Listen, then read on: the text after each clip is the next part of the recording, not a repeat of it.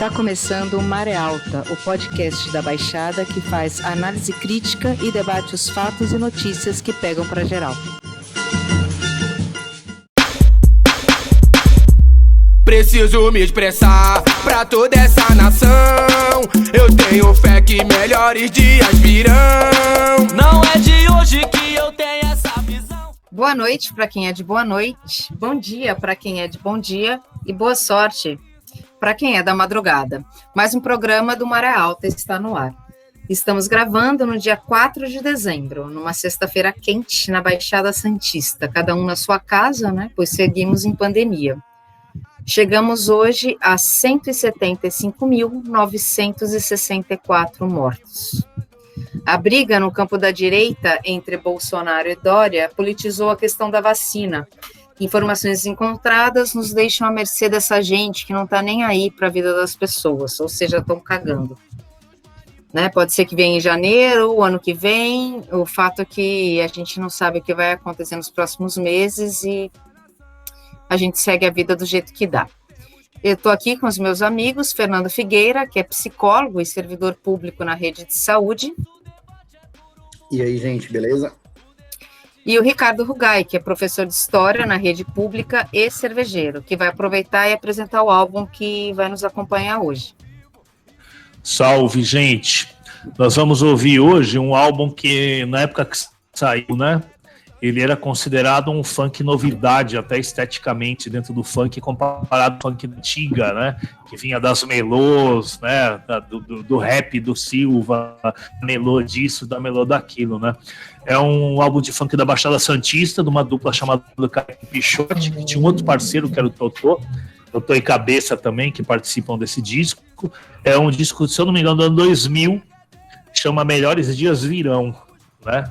E bem apropriado, porque 20 anos depois, né, esse álbum é até me impressiona, já tem 20 anos, parece que foi, eu tô ficando velho também. E tem faixas muito bacanas, muito interessantes, né? Porque nessa época eu já ouvia bastante funk e convivia com muitos amigos que no meio do rock, do punk e tudo, e eu provocava vários deles falando o seguinte: o funk hoje é mais subversivo, né, e muito mais rebelde contra o sistema do que muitos dos grupos punks, seja as letras, mas principalmente pelo alcance que eles têm, né? Então, agora na introdução, no intervalo, no final a gente vai ouvir algumas faixas e o CD vai acompanhar a gente de fundo. Como nós estamos chegando no final do ano, né? Fica aí o título do CD aí como talvez uma esperança para a gente de que melhores dias cheguem. Muito bem, eu sou Patrícia Camargo, produtora cultural e cervejeira. Como temos feito, vamos abordar dois assuntos. No programa de hoje vai ser o primeiro, um balanço final das eleições municipais, e depois no segundo a gente vai falar sobre voto, pobre de direita, periferia, identidade, consciência de classe. Então, considerando os números das últimas eleições municipais realizadas no dia 1º de novembro, e queria só aqui fazer uma pequena introdução, né? Partidos de esquerda e centro-esquerda elegeram prefeitos em 11 cidades de 9 estados diferentes no último domingo, no dia 29, né? Ao todo, 57 cidades foram às urnas no segundo turno e 25 delas com candidatos do campo democrático na disputa. Considerando todos os espectros políticos, os 3 partidos mais vitoriosos foram PSDB, com 9 cidades, MDB com 8 e Podemos com 7. O PT, que hoje não tem nenhum prefeito entre as 100 maiores cidades do país, saltará para 4 a partir de 2021, com Diadema, Contagem, Juiz de Fora e Mauá, em São Paulo. Também no segundo turno, o PSOL, se eu não me engano, pela primeira vez, ele vai, numa capital, o PSOL vai ter uma prefeitura, que é Edmilson Rodrigues, em Belém do Pará. E o Guilherme Boulos foi derrotado em São Paulo, como a gente sabe. Então, para começar, eu pergunto aqui para os meus amigos: consolidados esses números, quem ganhou e quem perdeu nessas últimas eleições municipais, gente? Pois é, para mim quem ganhou, sem sombra de dúvidas, foi a direita, né? E aí, gente, tem uma tendência muito grande que eu acho, as pessoas na hora das eleições, a tendência de colocar a vontade na análise, se sobrepor aos dados frios que indicam que saem das eleições é muito grande, né? Então a vontade de derrotar o bolsonarismo, ela não pode interferir na análise do que foi de fato o resultado eleitoral. Embora os candidatos apoiados diretamente pelo Jair Bolsonaro tenham sido derrotados, o Jair Bolsonaro já saiu do PSL há algum tempo, já está coligado com o Centrão no Congresso Nacional há muito tempo, o pessoal do Centrão já no seu governo há muito tempo, e esses caras foram muito vitoriosos nas eleições, né? E aí, assim, o Jair Bolsonaro não tem partido e o Centrão não tem candidato. O Centrão, até pela fisiologia dele, né, e aí nós estamos falando de PSD, de PP, de republicanos não é bolsonarista raiz mesmo, né? Mas de vários partidecos aí que se juntam nesse tal de Centrão, né? Esses caras aí não têm líder, porque eles não têm ideologia, eles não têm projeto, sequer um projeto de direita neofascista, que se quer chamar de projeto, eles têm. Então, é uma tendência clara, é o casamento da necessidade. Jair Bolsonaro não tem uma estrutura partidária construída e o Centrão não tem um nome. Então, tudo leva a crer que vai ter uma união de forças por aí. Depois vem a direita clássica. E a direita clássica é DEM. A direita clássica é PSDB. É importante dizer isso aqui. Por quê?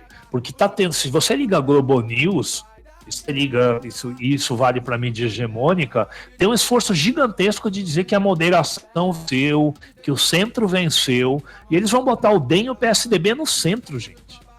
E por que eu acho que é importante demarcar isso, né? Porque nós estamos vivendo no Brasil, né? E se a gente fosse conspiracionista, casaria perfeito isso que eu vou falar agora. Você tinha uma direita no Brasil. Até alguns anos atrás, PSDB e DEM eram a extrema-direita.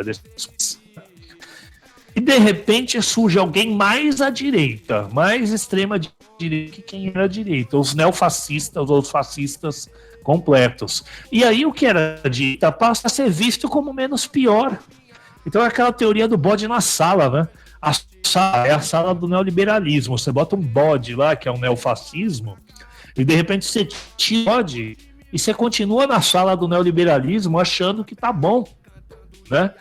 Então é isso. E aí, aquela teoria do mal menor, ou do menos pior, que inclusive o governo Lula, o petismo, trabalhou muito em cima disso, né? O PT foi se deslocando cada vez mais à esquerda, pro centro. E as eleições, quem era de esquerda ficava assim, putz, é o que tem, ainda é o menos pior. De repente você chega num cenário, cara, em que você tem o pessoal no Rio de Janeiro apoiando o Paz do DEM. E é a lógica do menos pior, é a lógica do mal menor. Então onde é que está nos levando a lógica do mal menor? O Bolsonaro pode ser derrotado, mas tá lá os militares. Ou você acha que eles vão sair dessa estrutura de poder fácil? Vai levar alguns anos os caras saírem. E aí tem DEM e PSDB de novo, tem Centrão de novo, e isso aí vai receber um centro moderado agora? Não, isso é direita. E se a direita venceu, acho que esse é um fato claro. A direita perdeu, sim. O fato do PSOL ter crescido internamente na esquerda não pode obscurecer o fato que a esquerda como um todo perdeu nas eleições. Eu acho isso também, assim, eu concordo com essa perspectiva e acho que só acrescentaria o seguinte, ainda que eu concordo com a ideia da perda, né, da esquerda e dessa vitória da direita, é importante a gente compreender que o centrão que forma aí a base do governo Bolsonaro sai, na verdade, o grande vitorioso, e eu fico na dúvida, né, ainda que eles não apresentem exatamente um projeto, né? Eles constroem a política a partir desse fisiologismo, né? Que inclusive era criticado pelo Bolsonaro, né? A gente lembra lá do início do governo Bolsonaro, e os ministros fazendo críticas, né? Ao centrão. Acho que a grande vitória foi a da velha política, né? O Bolsonaro que se destacava no cenário, ou pelo menos ganhava as mídias prometendo uma nova política, a gente está vendo aí que o que ganhou, ainda que o Bolsonaro de fato nunca tenha sido um representante de qualquer nova política, a sua base, né, que é justamente essa velha política, né, esse tomar lá da cá de sempre, é quem sai ganhando. Ainda que as perdas do PSDB e do MDB tenham acontecido também, né, o número de prefeituras desses partidos acaba caindo alguns pontos, mas continuam bastante fortalecidos no cenário político nacional, né? E acho que interessante também que entre o centrão, entre a direita e a perda da esquerda, a gente tem um outro fator e que, se a gente fosse calcular, talvez tenha sido o grande vencedor das eleições, que as abstinências, né? Oi, gente, como vocês puderam ver, a palavra abstinência está incorreta. Na verdade, nós estávamos falando sobre o número de abstenções nas últimas eleições, ok? Então, quando a palavra abstinência aparecer novamente, vocês podem entender como uma referência às abstenções.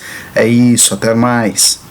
Em alguns estados, em alguns municípios, a abstinência, ou em algumas regiões, ela é inclusive maior do que a soma do primeiro e segundo colocados nas eleições. Acho que aí tem um número importante para a gente considerar, sobretudo para a gente compreender um pouco as causas, porque acho que sinaliza um pouco para nós esse cenário político que começa a se desenhar já para 2022 também. Então, de um lado, a gente tem um centrão que, de alguma maneira, vai tentando ali, talvez, construir um nome, talvez o Rodrigo Maia seja esse cara que vai tentando viabilizar, inclusive como uma oposição ao Bolsonaro, né? Ele saiu agora novamente fazendo críticas ao próprio Bolsonaro, né?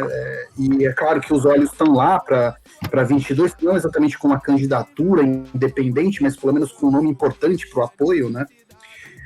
Também para a gente entender, afinal de contas, como a população, de forma geral, tem recebido o próprio processo eleitoral. Então, acho que considerar, ainda que a gente destaque esses fatores, né, relacionados à direita, à esquerda e ao centrão e à base bolsonarista, ainda acho que os números de abstenção significativos indicam, na verdade, uma vitória de uma certa percepção imediata sobre a política, né?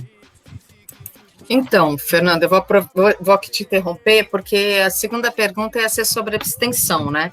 Porque ela foi recorde, ela foi a maior da história.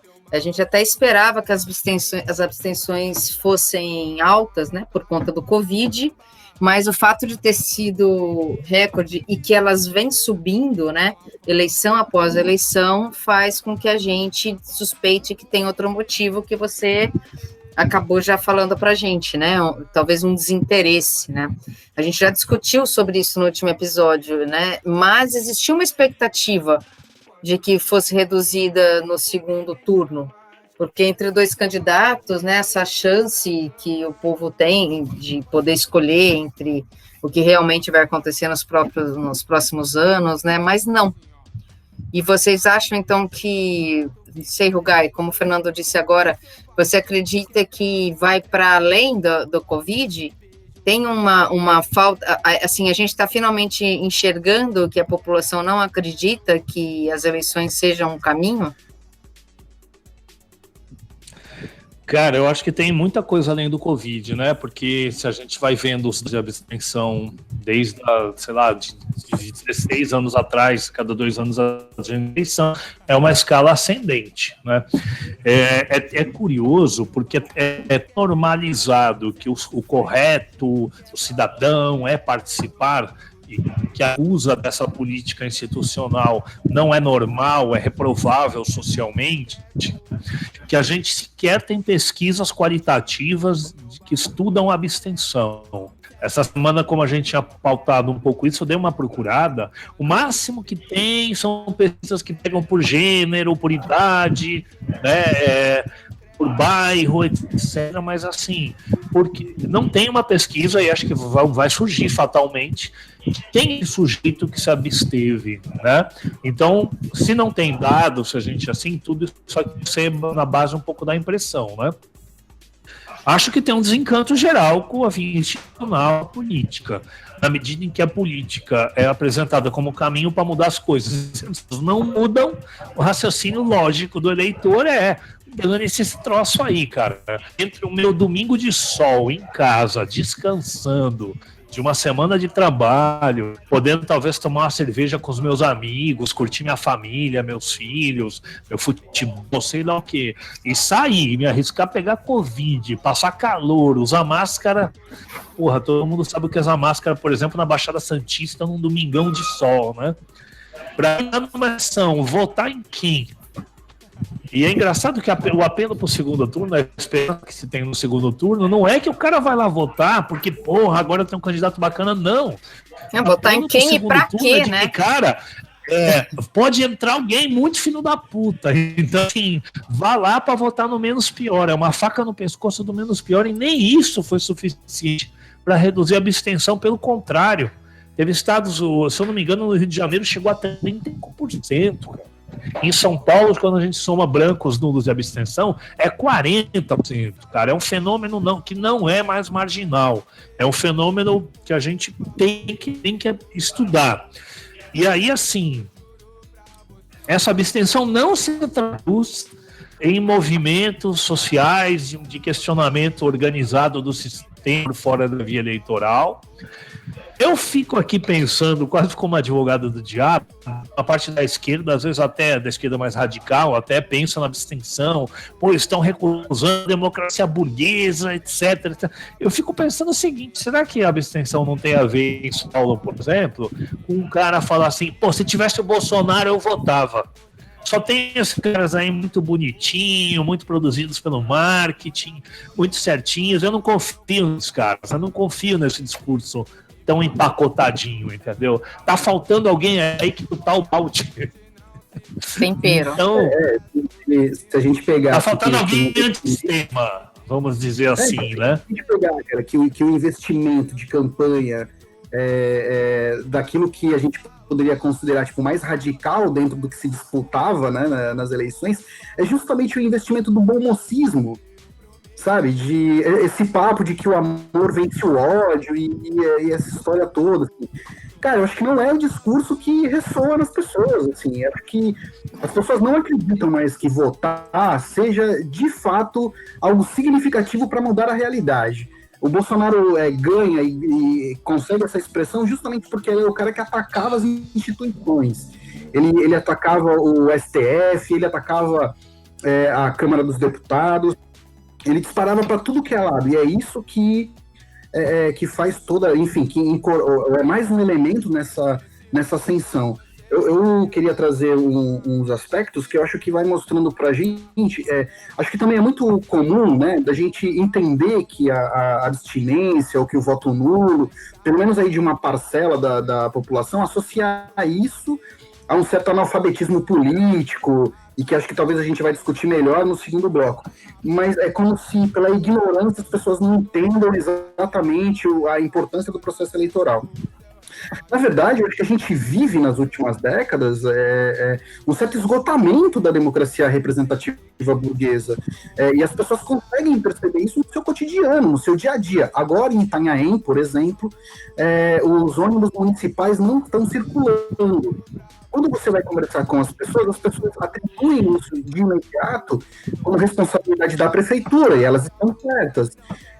E aí a gente está no meio de uma eleição em que isso não se tem transporte coletivo na cidade, entende? E aí, assim, a percepção imediata é que os políticos que, em tese, representariam a vontade do próprio povo não conseguem fazer isso, e faz justamente o contrário, já que o senso comum mostra que o político profissional se tornou, na verdade, um defensor do interesse próprio, né? Ainda que as pessoas, é claro, elas não conseguem dar um passo para ver que não é somente um interesse próprio, né?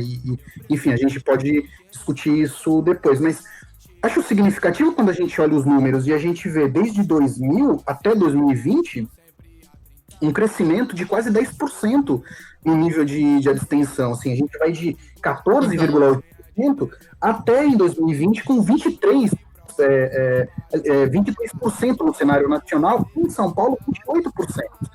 E aí, de novo, né, essas pesquisas, elas não são, a gente não tem, assim, talvez uma maior confiabilidade, mas esses órgãos, né, os jornais vão trazendo algumas informações que são interessantes a gente olhar. E aí, por exemplo, os maiores índices de abstenção estão na faixa da população que tem menores salários. Então, é o cara que ganha de 1 a 5 salários Às mínimos. vezes não tem nem dinheiro para pegar o busão para ir, né? Mas eu acho que dá para a gente juntar isso, Patrícia, com outras coisas. Então, por exemplo, tem o índice também que vai mostrar a questão da escolaridade e que vai colocar também a menor escolaridade entre os níveis de maior abstenção. E aí aqui é onde a gente corre o risco de falar, então, associar a ideia de que, o cara é ignorante, por isso que não vota. Quando, na verdade, o primeiro dado sobre os salários e o dado sobre a escolaridade estão muito juntos, né? Então, normalmente, o cara com menor escolaridade é o cara que vai ter menor salário. E é o cara, por consequência, que vai pegar o busão que a prefeitura não fiscaliza, que enfim, que é caro e todos os outros bens comuns que ele não tem acesso, é este cara que vai sofrer mais. Não é o cara que tem faixa salarial de 8 a 10 salários mínimos, que quando ele fica doente, ele vai num consultório particular, ele vai no hospital privado. Não, é esse cara que vai 4 horas da manhã para a fila da unidade básica para pegar uma senha, para marcar uma consulta que vai demorar 3 semanas para acontecer, saca? E aí isso mostra exatamente o desencanto, mas não é um desencanto qualquer, é uma percepção. Eu estou chamando de percepção imediata porque me parece que em algum nível ela não ultrapassa esse nível de consciência, mas é a percepção imediata que, olha, essa porra não funciona, eu vou votar para quê? É tudo a mesma coisa. E além disso, a multa, se eu não votar, é 30 conto. Eu vou lá para quê? E só para complementar, né? Esse ano eu voltei a ser mesário, fazia tempo que eu não era mesário, tudo. E você não sabe o voto das pessoas, né? Tudo, mas a quantidade de gente que chega na sessão eleitoral, quem que eu vou votar, hein? Vai lá, vai olhar a lista ali na hora, entendeu? Que já chega com essa sensação de que tanto faz, eu estou vindo aqui cumprindo uma burocracia, uma exigência do Estado sobre mim, né? E é louco pensar aí, nós estamos nesse país atingindo esse nível de abstenção com o voto obrigatório, cara. Né? Com o voto obrigatório, a pena é pequena, tudo, mas, cara, o cara prefere ter o domingo dele em casa, mesmo sabendo que ele vai ter que ir lá no cartório eleitoral justificar, vai ter que pagar. Lógico, na maioria das vezes é o único descanso semanal da pessoa, e olhe lá, né, Sim. gente? E esse povo, eles, não sei, a pessoa pode não ter a consciência exata, tudo, mas a população fez uma experiência à esquerda durante vários anos, nacionalmente, com o PT, de repente se frustrou com isso. Uma parte desse mesmo povo, porque não é outro povo, né? Não trouxeram um povo de Marte para votar no Bolsonaro, né? As pessoas que votaram no Bolsonaro, em grande parte, são as pessoas que votaram no Lula. É difícil admitir isso, tanto a esquerda e a direita, mas essa é a realidade. O Bolsonaro não foi eleito só com voto da alta burguesia, não. Foi eleito com voto de muita gente do povão. Esse é uma experiência direita. E, de repente, pode ser, aqui, tudo na base da hipótese, né, gente? Estamos pensando um pouco alto junto aqui. Pode ser que esses 2 anos já tenham sido suficientes, uma parte da população mais pobre também ter sacado que o cara é ladrão, que os filhos dele estão envolvidos em falcatrua, o preço das coisas está subindo, o desemprego está batendo a porta, o auxílio está acabando. Então, num raciocínio bem simples, você faz uma experiência à direita, com que aparece para você que é o mais extremo. Você fez uma experiência com a esquerda, que para a visão social aquilo era um extremo também. E não deu certo de um jeito, não deu certo de outro. Você não vota mais, você volta a votar naquele feijão com arroz do Centrão, do DEM, do PSDB, né? Então, acho que... Eu vou interromper vocês para fazer a última pergunta desse bloco, né? Que é o que o Ricardo começou a entrar agora, né? O que representa para a esquerda, e até pensando nacionalmente, né? E em 2022, falando de Bolsonaro, passada a empolgação de que houve essa possível virada aí por conta da votação do Boulos, né? O que indica esse resultado do PSOL em São Paulo? Né? Pensando nisso aí que o Rugai está falando agora. E pensando que daqui 2 anos a gente vai estar enfrentando uma eleição presidencial. O que vocês acham? Não sei quem aí quer começar. Cara, a esquerda tem apontado uma solução, né? A esquerda tem, ou pelo menos algumas pessoas aí, têm apontado soluções, que é a montagem de uma frente ampla de esquerda para 2022, né? Os diálogos com o Ciro Gomes e o Lula foram vistos com uma certa com um certo otimismo ali, né, de no final das contas provocar essa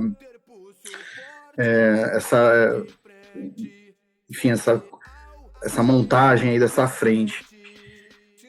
Eu acho que, sei lá, assim, eu fico pensando que a coisa é muito mais ampla, assim, sabe, e acho que não vai... Acho que a gente tem um discurso, né, que a gente fica conversando dizendo, porque tem que se aproximar da periferia, porque tem que falar da periferia, e eu acho que isso é um discurso extremamente colonizador ainda, né, e a gente tem que, sei lá, acho que a gente tem que aprofundar melhor o que a gente tem como projeto de país, assim, né, eu tô dizendo a gente, né, de maneira bastante ampla aí, mas o que se aponta como projeto de país, o que acho que dentro de uma defesa até radical, né, e que aí é também um problema, né, porque a gente fala da esquerda como se a esquerda fosse uma coisa homogênea, e que não tivessem aí compreensões de mundo, compreensões da política que são opostas, né, que são diferentes e às vezes de fato em oposição, né, então acho que primeiro isso aí, né? A frase do Mano Brown, né? Dizendo lá na campanha do Haddad, né? Dando um puxão de orelha lá no PT, dizendo que para voltar para as bases e tudo mais, né? Eu particularmente acho que se pode haver alguma transformação radical da sociedade, essa transformação não vem pela via das eleições, assim, essa transformação vai vir pelas ruas, pelos movimentos organizados, né? Pelos movimentos sociais, e aí, nesse sentido, né, Haja visto a posição moderada do Boulos durante a campanha, né? Para mim ficou uma questão, assim, perguntada para o Boulos, né, que quem seria, uma questão provocativa, né, se não me falei no programa da Vera Magalhães, assim, uma questão provocativa que era, quem vai ser o seu secretário de habitação? Uma pergunta provocativa bastante, né, para ver se agora tu cai, né? E complementando assim, você vai colocar alguém do MTST, né, do MST, né, na Secretaria de Habitação e tal, e ele falou, não, eu não tenho ainda os nomes, quer dizer, eu já tenho os nomes, mas eu não vou falar agora, porque eu não ganhei as eleições, sim, rolou. Vamos ver depois, assim. Mas, por outro lado também, gente, assim, né, considerando isso, se para ganhar, talvez, esse jogo eleitoral, né, sei lá o que se faz com isso depois, mas para ganhar esse jogo eleitoral são necessárias essas concessões, assim, e acho que o que o Boulos entendia era que não era possível ganhar de outro jeito, né, toda a esperança numa virada. Não, eu acho aceitável as concessões, Fê, desculpa te interromper, eu acho aceitável as concessões durante a campanha até, eu só não acredito que depois de eleito vai ter culhão, né, para realmente fazer valer o que ele acredita, sabe? Eu acho que essa campanha vai servir, acho que a esquerda vai depositar fichas de seguir a mesma estratégia de campanha para 2022. Né? Eu estou tentando olhar a eleição do Boulos, né, pelo lado da burguesia que apostou no Boulos, ou que se aproximou, ou que somou. Mas teve uma burguesia que se aproximou do PSOL, do Boulos, teve sim, o jornal da Folha de São Paulo foi extremamente simpática ao Boulos durante grande parte da campanha, né? E aí a gente teve encontros do Boulos com a associação comercial, acho que da parte de um certo setor ilustrado da burguesia paulistana e paulista, houve um ensaio de, vamos dizer assim, medir da esquerda, no caso Boulos e o PSOL. Então a gente teve manifesto de empresários apoiando a candidatura do PSOL, a gente teve reuniões com a associação comercial, e tudo andou junto com uma certa moderação de discurso do Boulos, né? A gente via muito poucas referências diretas ao MTST, né? A ocupação, etc. Então tem um fulano chamado Eduardo Moreira, né? Assim como eu não acredito em ex-nazista, eu não acredito em ex-banqueiro. Me perdoem se com ex-banqueiro sentir objeto de preconceito, mas eu não acredito em ex-banqueiro. Esse cara ex-banqueiro que diz que passou, se acampou no MST, viveu com os pobres, é uma espécie de versão capitalista daquele Eduardo Marinho, aquele ripongo lá que fica dando coach, palestra coach aí pelo mundo. Os Eduardo coach são péssimos, né? Então, além desse Eduardo Marinho aí, que é um hippie coach aí, né, a gente tem esse Eduardo Moreira. Malandro, esse cara já fez live com Deus e o mundo da esquerda, entendeu? Com Círio, com Gessé Souza, com tudo Safatli, que a gente chama de esquerda. Safatli, Alisson Mascaro. É chato pra cacete, porque antes de começar a live, cara, do Alisson Mascaro deu até pena do convidado, porque o cara fixando o curso, venda de curso, a dar com pau, entendeu? Como chama a associação dele? Um empresário, instituto, né? É, um desses institutos aí caça-níveis, né, gente? Aqui, esse podcast nunca vai ganhar dinheiro monetizando porra nenhuma, porque não é a nossa. Cheio de gente fazendo isso. Esse cara aí articulou um manifesto de empresários e investidores, né? Ele, um cara do agronegócio chamado Luiz Rengans, tal de Marcel Fukuyama, empreendedor social, etc. Vocês têm ideia, saiu, né, no meio disso uma matéria num blog chamado Seu Dinheiro, né, onde Boulos tem um blog, uma página chamada Seu Dinheiro. O título é Empresários e Investidores entregam manifesto à candidatura de Boulos. O subtítulo é Candidato é tratado como empreendedor social e em conversas reservadas o MTST é comparado a uma startup de sucesso. Essa gente, o MTST não tem culpa disso, nem o Boulos tem culpa disso, nem o PSOL tem culpa disso. É natural, a burguesia tá aí, se ela vê alguém com chance de ganhar a eleição, eles vão colar e tentar moldar e manipular. Mas eu tenho a impressão que nessas eleições eles sabiam, né, que o pessoal não tinha chance de ganhar, mas adoçou-se a boca, né, entrou naquele clima da voto, de que é possível, de que vai chegar, e é como se você falasse assim, até onde você, diabo chegando na tua orelha, né, até onde você está disposto a ir para ganhar a eleição? Você vai falar de certos assuntos, você vai falar de OS, você vai falar contra a PPP. Por exemplo, o Boulos enquadrou e nesse ponto ele recuou sobre as OS. Tem OS administrando o ensino infantil, as creches em São Paulo, né? E o programa dele está lá, registrado e escrito, nós vamos desfazer essas parcerias. E nos debates ele recuou. Nos debates ele disse que ia manter e que só para os novos, que ele ia ver um novo esquema público, tudo. Então, tudo bem, é só um ponto, não depõe contra o conjunto da campanha. Mas como é que vai ser lida a campanha do Boulos? Em primeiro lugar, ela está sendo lida como sucesso. O partido que tinha um percentual muito pequeno teve um percentual grande. A segunda narrativa é o seguinte: a que se deve esse sucesso? Da onde vieram os votos? Por que vieram os votos? Dependendo da forma como você responder essa pergunta, eu acho que salvo de um jeito ou do outro para 2022. Acho que aí eu deixo para vocês pensarem um pouco. Eu não sei se a gente vai encerrar o bloco, mas eu não posso perder a piada, mano. Assim, tipo, o Marinho aí, né? O Eduardo Marinho é tipo o canal dos neo-hips, né, mano? Sim. Ex-banqueiro. Tipo, me engana que eu gosto. Papai Noel.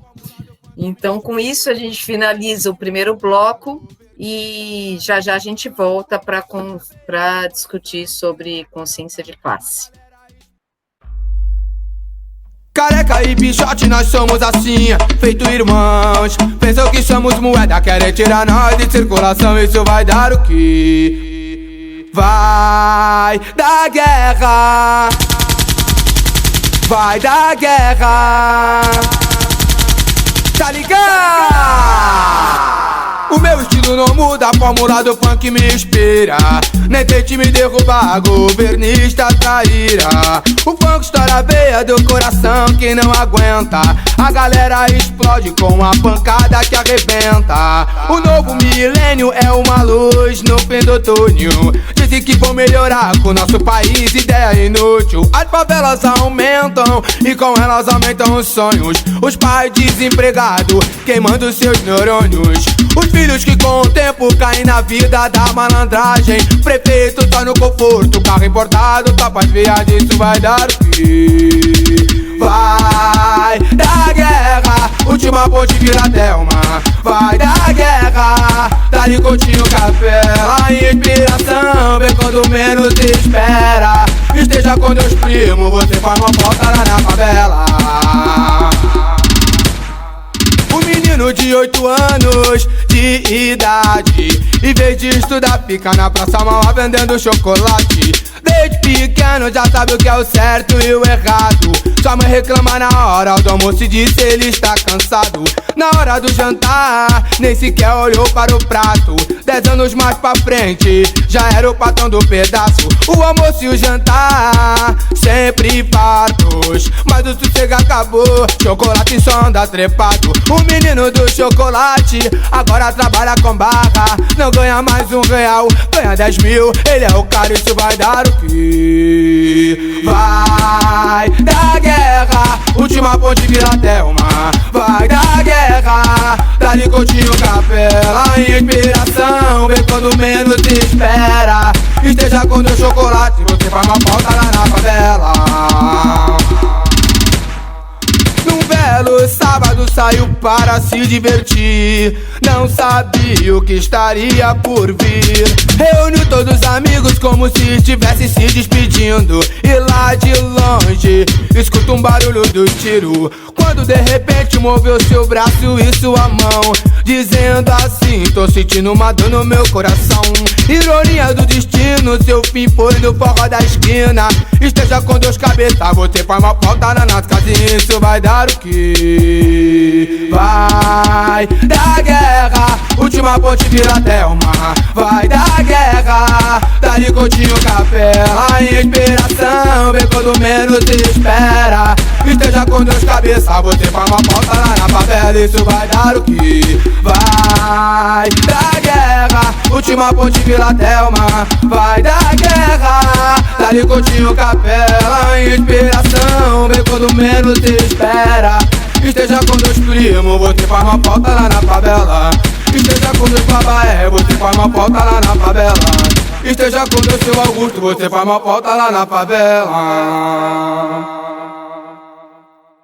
Estamos de volta e agora no segundo bloco a gente vai falar sobre o voto.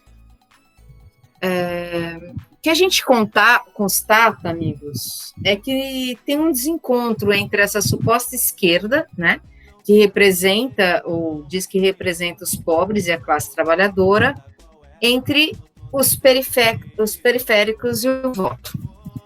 O que a gente pode concluir dessa diferença entre eles, né, esse desencontro? Será que o povo não está à altura da consciência de classe, né, para votar na esquerda?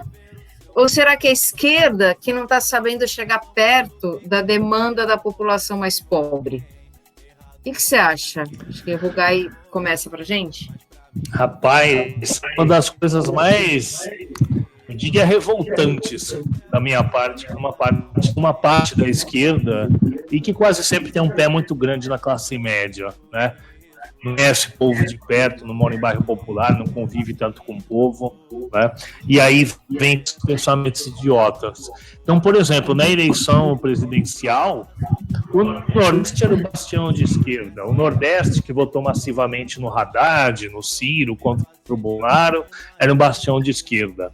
Aí você olha agora o Nordeste votou em massa no Centrão, no DEM, e acho que no PSDB também. O que aconteceu no Nordeste? É outro Nordeste? Exportaram o Nordeste e importaram o outro?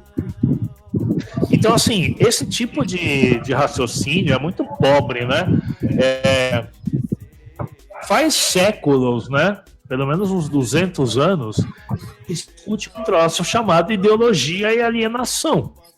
O que basicamente significa que o ser social não necessariamente reconhece, identifica seus interesses e que, portanto, não necessariamente vai votar naqueles partidos que podem se dizer representantes dos seus interesses. Então, acho que esse é um primeiro fato.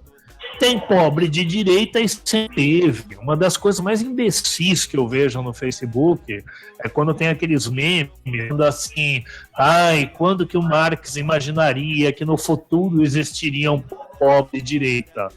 Nunca, porque ele nunca imaginou em algum momento da história que existissem pobres naturalmente de esquerda, porque ele não era estúpido. Então, no tempo dele, já tinha igreja, já tinha ideologia, tinha umas monarquias, e os pobres já eram culturados pela ideologia sempre. Da onde as pessoas tiram que as pessoas, porque a mulher necessariamente vai ser antimachista, que o negro necessariamente vai ser antirracista, pobre automaticamente vai ser antiburguês ou antidireitista. É só no mundo onde a gente ignora a presença da ideologia que vem pela família, pela escola, pela mídia, ela é reproduzida socialmente, que a gente poderia ter pessoas que têm uma consciência social total. Se essa consciência fosse tão vasta, a gente não estaria nesse mundo, a gente estaria em outro mundo faz muito tempo, né? Só que na eleição, esse mecanismo é eleição. Então não adianta você ter uma maioria de pessoas pobres, né? Porque a ideologia está ali, a menos que exista uma presença efetiva da esquerda no cotidiano e na experiência de vida dessas pessoas, a ideologia, as aspirações delas vão ser capturadas por outras forças, e às vezes de forma legítima. Eu falo um pouquinho mais disso, acho que passo a bola. Eu comentei, né, com vocês que eu gostaria de ter compartilhado um vídeo do Pondé, do filósofo Pondé, né, quando ele fala sobre o pobre de direita. Uhum. E eu vou usar dos argumentos dele, talvez para algumas pessoas seja um pouco dolorido. Mal-estar. Oi? Dolorido. Você tá fudido, ó. Alguém pode recortar essa fala, postar no YouTube e falar psicólogo de Pondé. Psicólogo do CAPS. Pode crer, olha só. Então eu vou fazer sempre um finalzinho assim, dizendo não estou elogiando, não, brincadeira. Mas o Pondé vai responder essa questão da seguinte forma, cara, que usando o argumento filogenético e tal, ele vai dizer da seguinte forma, que não há nada mais natural do que o pobre de direita. Porque o pobre de direita, ao contrário do filho de papai, é assim que ele fala, né, do playboy que aderiu às teorias de esquerda, o pobre de direita sabe muito bem que a vida social se organiza através do pagar as contas, consumir, ter sua família, ter filhos, e é isso. E a vida é isso. Vida. E ele traz isso numa perspectiva de colocar que esse impulso ao consumo constitui o humano, que é uma construção natural, filogenética. Então, assim, de que, na verdade, o que não é natural é você aderir a teorias que vão falar de socialismo, de comunismo, ou seja, né, assim, ele vai usar ele traz uma explicação para pensar o político que é quase biológica, né, é quase você estabelecer uma certa natureza humana, comum, inclusive, na filosofia, né, entre os liberais e tal. Bom, como é que é a questão, né, gente, assim, me parece, esse elemento que aí há pelo menos aí 2 séculos a gente discute, que se chama ideologia, é justamente você naturalizar os processos de opressão, de dominação. E aí o argumento que o Pondé, que é um liberal, traz, é justamente este o ponto, né? Então, a gente poderia considerar que a explicação do Pondé é justamente a ideologia burguesa funcionando, né? E aí, olha só como também é interessante, né? Quando a gente faz essa crítica, quando a gente faz essa crítica quase indignada, né? Uma crítica de indignação, né? Esses pobres de direita, quer dizer, você reduz todo o processo político, acho que como o próprio Rugai trouxe, né? Você reduz o processo político a uma afirmação que absolutamente ela é grosseira. Na verdade, é uma afirmação muito grosseira. Ela é grosseira por diversas razões. Primeiro, porque ela é uma afirmação extremamente mal educada. Começar aí. E segundo, porque teoricamente, filosoficamente, ela é mais grosseira ainda, né? Então, acho que essa controvérsia que se coloca, na verdade, enfim, é uma bobagem. Não que o fato político seja uma bobagem, obviamente que não é, né? Não é a bobagem, mas compartilhar isso, para mim, isso está no mesmo nível de dizer, por exemplo, que a gente é de esquerda, mas a gente não é anticapitalista. A gente é de esquerda, mas a gente é o capitalismo. Assim, a gente consegue fazer uma crítica imediata, de novo, né? Essa ideia de percepção imediata, gente, porque acho que tem um limite à crítica, né? Quando o Paulo Freire, inclusive, vai falar da questão da consciência, ele traz, inclusive, de uma primeira crítica, de uma apropriação da realidade que é imediata e que depois isso se aprofunda e tal. Mas, de novo, é uma crítica imediata que reduz o processo político, que não avança além disso e que, como eu disse, para mim se equipara a ideia de que, bom, nós somos esquerda, mas não somos anticapitalistas. E aí, de novo, né, aquilo que a gente falou no primeiro bloco, acho que também a gente precisa fazer umas diferenças sobre o que é isso que a gente está chamando de esquerda, assim, porque parece uma coisa homogênea, e eu não sei exatamente, sim, essa ideia de que do pobre de direita, né, e a indignação com isso, se isso não é de uma militância facebookiana, se isso não é de uma militância virtual, ou se isso se estende por outros campos, assim, né? Ou da esquerda burguesa, né? Talvez ou pelo menos assim, em parte também, né? Não acho que seja a única coisa, mas de uma certa militância que tem uma dificuldade de inserção social, que tem dificuldade de estar com as populações, com os movimentos sociais, que reduz é um pessoal que não trabalhou aí 8 horas por dia. Acho que o pessoal que não chegou a conhecer mesmo o mundo do trabalho, a realidade como ela é. O Gai, o que você tem para acrescentar para a gente? A crítica do Pondé vai um pouco por aí, né? Quando ele diz que a aderência às ideias socialistas é de uma parte da população que de fato não tem que trabalhar e que se indigna com o pai que é rico. Exatamente. Eu diria o seguinte. Fica aí na base da teoria, né? Uma indignação teórica. Eu diria o seguinte, se a gente olhar, né, vamos voltar para o que falou no primeiro bloco da abstenção. Será que o cara da abstenção realmente é um cara sem consciência política? Ou será que ele tem uma consciência prática, empírica muito mais forte e percebe que essa promessa de mudança que vocês estão me fazendo dentro desse joguinho eleitoral, onde todo mundo é muito bonitinho, moderado, não dá em porra nenhuma, e eu sei que isso aí não vai resolver nada e que não é por esse caminho. Eu acho que ele não pode ter isso como elaboração política, tudo, mas ele pode ter um sentimento muito vivo de que por aí não vai mudar nada, meu amigo. Né? Assim como, né, eu tô lembrando, por exemplo, né, você repetiu em várias eleições, mas quando o Haddad perdeu Dória, eu vi alguns amigos e amigas nossos progressistas falando que o povo era ingrato. Nossa, o povo é ingrato. E aí eu falava assim, por que deveria ter gratidão ao Haddad, cara? Por que o cara que mora lá no extremo sul, onde em algumas regiões da Grajaú, Cidade Dutra, etc., que era relativamente plano, e todo mundo já usava bicicleta, e a ciclovia não começou por lá, a ciclovia começa em Pinheiros, em Santa Cecília, por que esse cara devia votar no Haddad? Que gratidão ele devia ter o Haddad? Ou que gratidão o sem-teto ali da favela do Moinho que o Haddad foi lá e prometeu que ia legalizar, e depois bota um cara do Secov, das construtoras, que vem mão do Paulo Maluf. Que gratidão esse cara vai ter o Haddad. Então, as pessoas falam do vínculo dos pobres com a esquerda, como se ele devesse existir, a partir de uma concepção muito abstrata e teórica, e que não leva em conta o que aconteceu ou não aconteceu na vida real dessas populações, né? Então, para fechar aqui, eu fecho minha fala aqui e devolvo para o Fernando.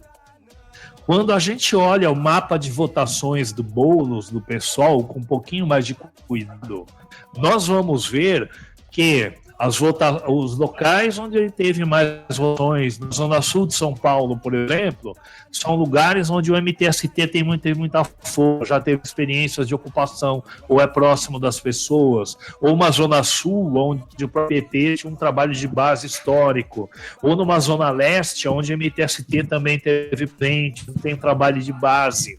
Por outro lado, aqueles lugares dessa classe média progressista, como, por exemplo, Pinheiros, Santa Cecília, Vila Madalena, sei lá que outros bairros em São Paulo, praticamente não teve nenhum crescimento do Boulos, entendeu? Não foram esses lugares que deram mais vitórias ao Boulos. Então, esse dado serve de alerta, porque ele não é um dado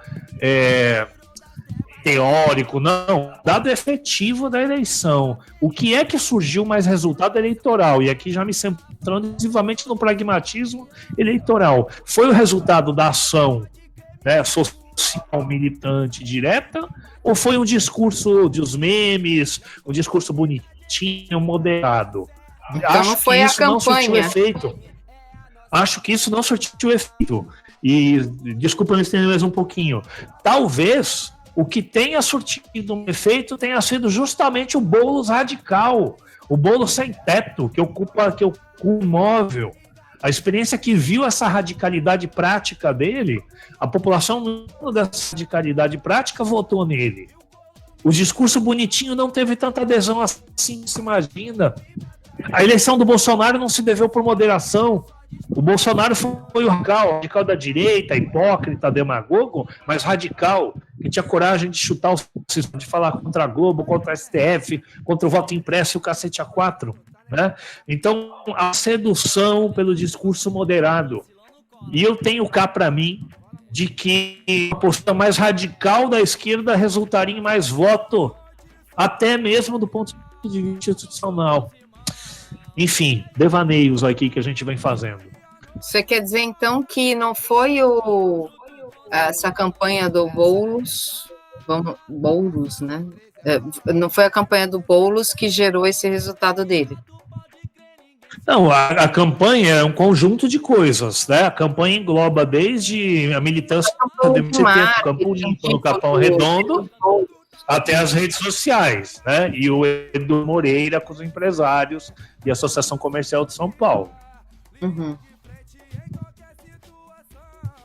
Fala, Fernando. Mas acho que tem um disparador disso, né? E que era justamente uma certa radicalidade, né?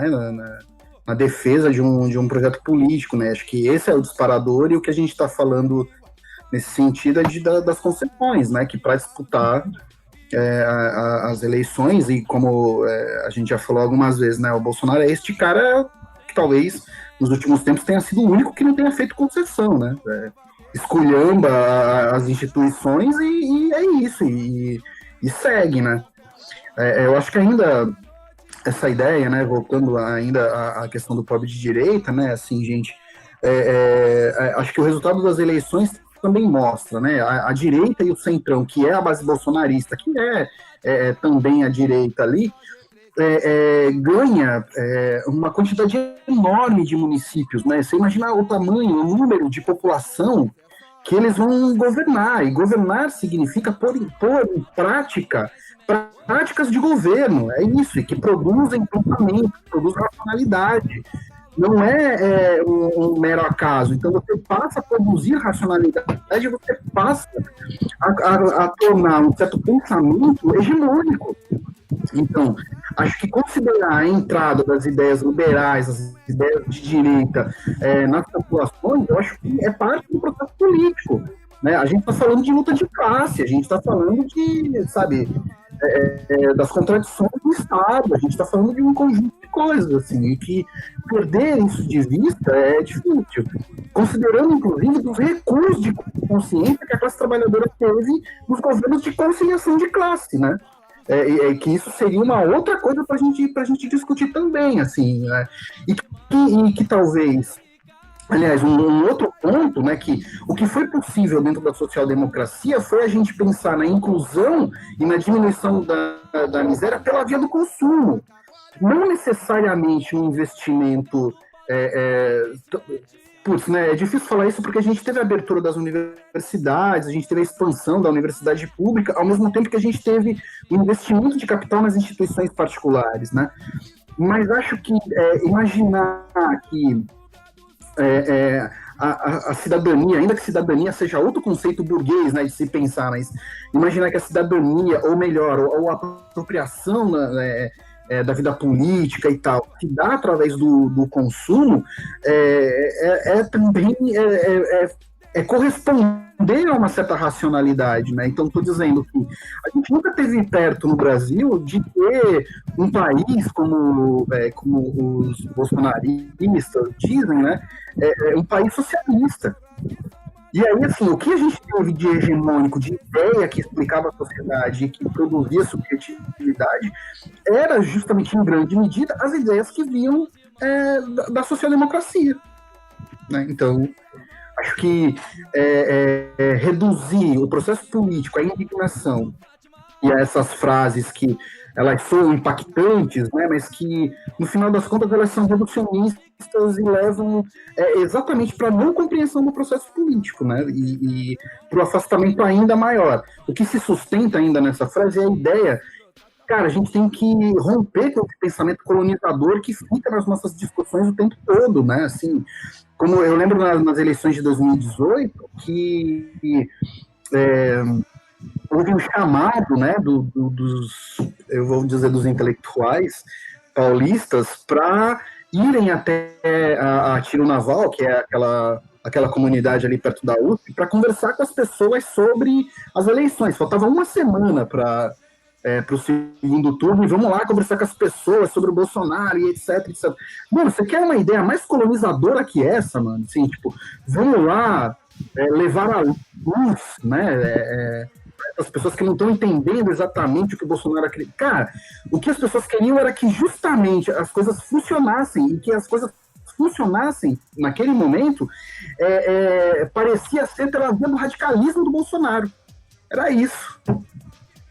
Porque a partir de 2013, o que o PT falou? Chega, gente, não dá mais, não forcem a barra, ou vocês vão tomar porrada, tá? E a lei antiterror, as repressões aos lados, etc. Então, o Brasil é pobre, cara. O Brasil é pobre e miserável. E quem acha que as políticas sociais resolveram todos esses problemas, ou que já estava, só prova que não é pobre, que não está nessa situação. Né? Porque quem ganha um Bolsa Família não está contente com aquilo, queria mais, queria melhorar, e é legítimo isso. E a partir do momento que o governo de Pitão chegar lá e falar, gente, chega, não dá mais, agora não dá mais, se contentem com isso. Aparece outra pessoa inscrita falando assim, não, dá para melhorar sim. Eu vou tirar o Estado, eu vou reduzir imposto, a meritocracia, o empreendedorismo, essa porra toda, de certo, essa captura a vontade de mudança. Né? E aí, parte da esquerda fica o quê? Parem de querer mudar mais. A esquerda se torna conservadora, a esquerda se torna repressiva. Estou falando dessa esquerda institucional.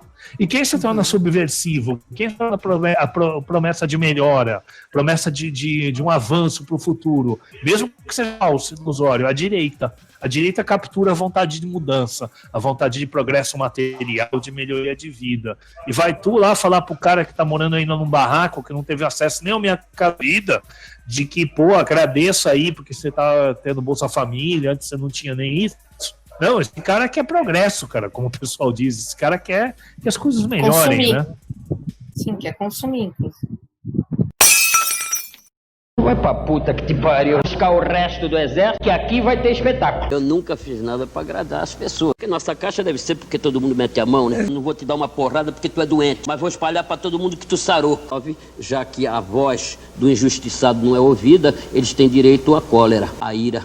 Estamos de volta e Plínio Marcos, que foi palhaço, dramaturgo, rebelde, cria legítima da Baixada Santista, certamente daria esculacho em alguém nessa semana. E quem seria o esculacho do Plínio Marcos essa semana para você, Rugai? Cara, o meu esculacho da semana da diretoria do Flamengo, e que esteja bem dito aqui, não é para a torcida, nem para os jogadores, nem para a história do Flamengo, é para a direção atual do Flamengo, que gosta de pousar de uma linha, de bem-sucedida empresarialmente, mas que ganhou na 13ª Câmara Civil do Rio de Janeiro o direito de reduzir a pensão para os pais e familiares das crianças que morreram incendiadas dentro de containers em fevereiro de 2019, a redução da pensão de 10 mil para 5 mil quebrados. Ainda argumentando que isso ainda era muito, afinal de contas eles ganhavam uns R$300 por mês enquanto estavam lá. Então pensem vocês, né, crianças, jovens morrendo incendiado. Para pensar mesmo, se coloca mesmo no lugar e pensa o que é estar dentro de um container pegando fogo, cara. O grau de desespero com que esses jovens e crianças morreram. Então eles eram esperança para suas famílias, a maioria deles torcia para o time, e a gente tem um time, cara, que é o mais popular do Brasil, com uma torcida concentrada na classe trabalhadora, nos morros e favelas de lugar do Brasil, deixando ao léu as suas famílias. Lembrando que o jogador que perdeu o pênalti do Flamengo no jogo contra o Racing, ganha só ele 600 mil por mês, que a folha salarial do time é de 25 milhões por mês.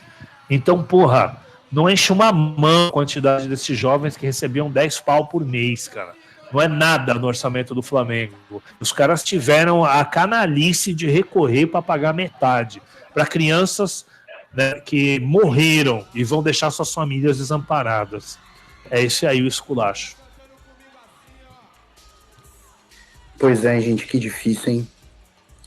Bom, o meu esculacho vai para a eleição da desembargadora Marília de Castro Neves, que foi eleita para o órgão especial do Tribunal de Justiça do Rio de Janeiro no dia 30 de novembro, e que, entre outras coisas, ela vai ser uma das pessoas, um dos 25 magistrados que vão julgar o caso de corrupção do Flávio Bolsonaro.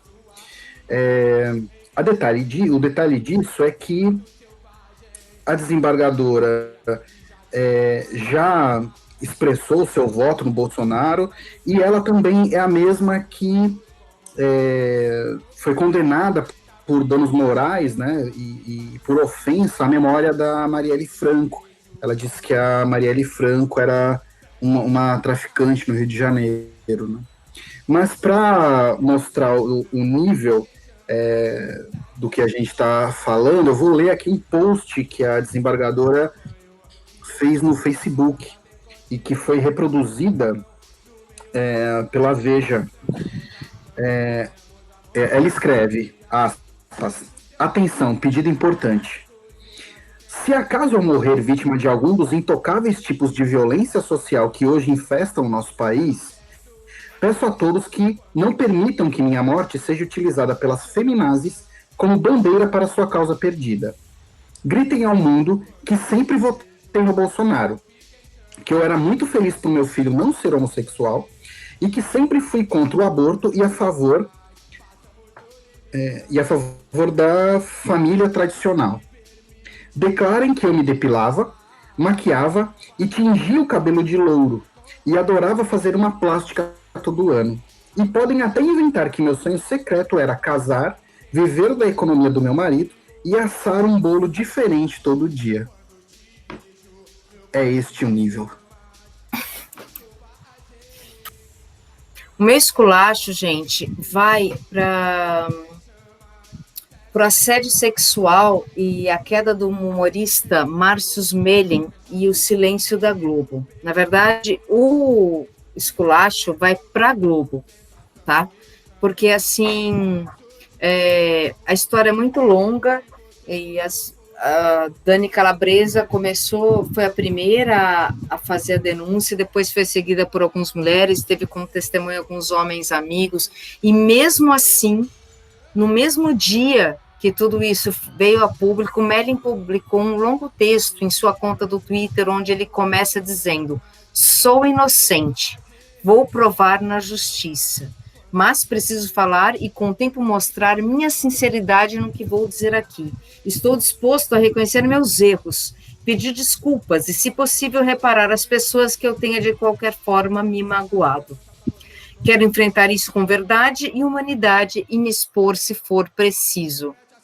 Mesmo abraçando profissionalmente a causa feminista, ainda combato o machismo dentro de mim. Erro, posso ter relações que magoem, tento melhorar e aprender. Ou seja, o famoso esquerdomacho, ou o cara que se diz estar em processo de desconstrução, ele se acha no direito de fazer esse tipo de coisa e depois simplesmente pedir desculpa. As mulheres levaram isso para as maiores lideranças da Globo, e a única coisa que elas obtiveram de volta foi que recomendaram ao Mellen que façam terapia. Então, com isso, eu encerro o podcast de hoje e aguardo vocês na próxima semana com a gente mais uma vez. Obrigada e boa noite. Mas se mexer com nós corresponde. E se mexer com nós corresponde. Armados MCs, é o microfone. Armados MCs, é o microfone. Disposição pra dar e vender. Compositores, a música vou escrever. O microfone é minha arma em todos os pancadões. Batidas e rimas são as minhas munições. Quem me viu pra lá e pra cá na rua Manuel, hoje me vê no palco fazendo o meu papel, cantando o dia a dia e o que passei. Sou a voz da favela e com quem me criei. E se mexer com nós corresponde. E se mexer com nós corresponde. Armados MCs, é o microfone. Armados MCs, é o microfone. Preciso uma boa inspiração, papel e caneta. Um bom baseado faz compor várias letras. Criatividade sempre tivemos, falando de um fato que está acontecendo. Críticas sempre vão haver, mas ouça elas com muito prazer, pois quem te critica não tem coragem de subir no palco, mostrar sua imagem, cantar sua música, mostrar seu valor, seja ela funk, rap, qual ela for. E se mexer com nós corresponde. E se mexer com nós corresponde. Armados MCs, é o microfone. Armados MCs, é o microfone. Do Marapé, Renatinho e Alemão, compositores da organização Vitaro 70 e Vila Margarida. Premonição, MC Barriga do Catarina, vem Cláudio e Ratinho, Sétimo Céu, Leque e Ninho, da Luiz Gama, Nando e Léo, Siri Casqueiro, William e Del, Neguinho do Cacheta, Katia Poan, Ratão, Danilo e Fabinho, maior satisfação. E se mexer com nós corresponde. E se mexer com nós corresponde. Armados MCs, é o microfone. Armados MCs, é o microfone. Peço a paz em geral pra todas as favelas da Capela, Bembinho e Mela, todo Jockey, Cabeça, Vila Fátima, Primo Puro Veneno, essa é que é a parada. Piri, Juninho, Rick, Manuel, igual talvez, melhor tu não viu. Tio B tem um talento, apavora na rima. Johnny e Renato da Santa Rita, Polêmico nós somos com os funk verídicos. Careca e Pichote é do Dali Coutinho. Somos assim, MCs compositores. Contra nós a mídia e os governadores. Se mexer com nós corresponde. E se mexer com nós corresponde. Armados MCs, é o microfone. Armados MCs, é o microfone. Por enquanto é o microfone.